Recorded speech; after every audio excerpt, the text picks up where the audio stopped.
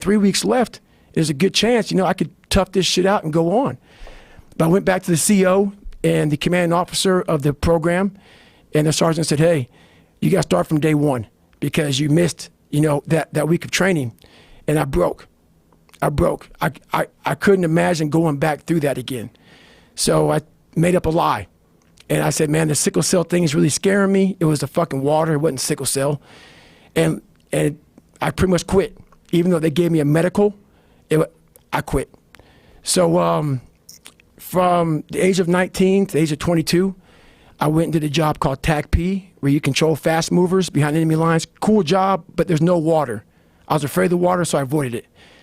And I gained 125 pounds in that time frame. I went from 175 to almost 300, to 297 was my heaviest. And I started finding things that was comfortable.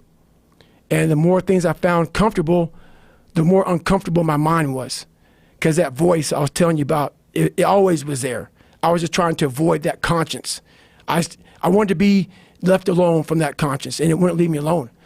So I got out of the Air Force, and I started working for a job called Ecolab, where you spray for cockroaches at 24, and spraying at different steak